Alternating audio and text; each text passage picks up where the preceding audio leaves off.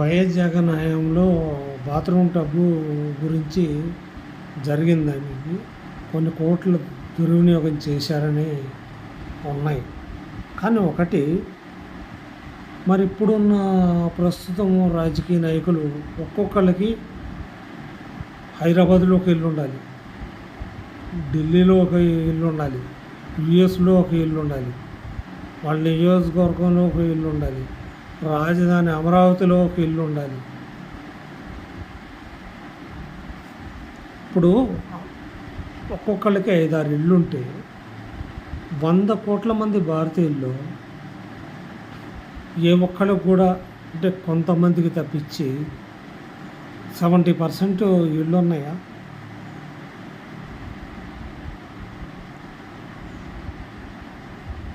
అధికారంలోకి రావడానికి నానా గడ్డి గరిసి ఎన్నో హామీలు ఇచ్చి, చెత్త హామీలు ఇచ్చి అవి నెరవేర్చడానికి తంటాలు పడి పరిపాలన అనేది గాలి కొదిలేసి కేసులు ఇవని ఇవని ఒకళ్ళ మీద ఇంకోళ్ళ మీద. ఇది అవసరమా? నిష్పక్షపాతంగా పరిపాలన అంటే నీ నుంచే మొదలు పెట్టాలి. ఒక సీఎం కాడి నుంచి కానీ, హోమ్ మినిస్టర్ కాడి నుంచి కానీ, ఎమ్మెల్యే కాడి నుంచి కానీ, ఎవరైతే సరే తను పాటించి ఎదుటోడికి చెప్పాలి.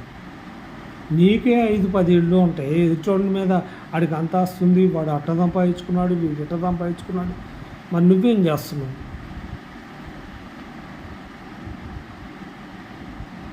తెలంగాణలోను ఏపీలోనూ హామీలు ఇచ్చారు, వదిలేశారు.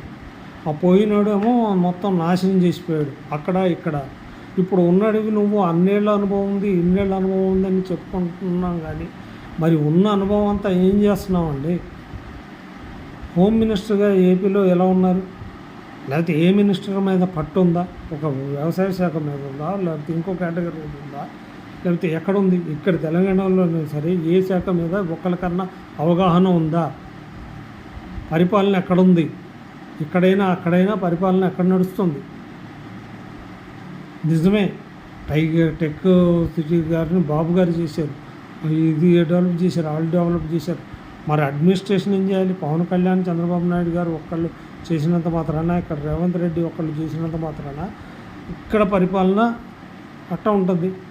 ఎమ్మెల్యేలు చేయాలి, కింద స్థాయి నాయకులు చేయాలి, అన్ని గవర్నమెంట్లు మీద హక్కు ఉండాలి, అయ్యే ఉండాలి, అథారిటీ ఉండాలి.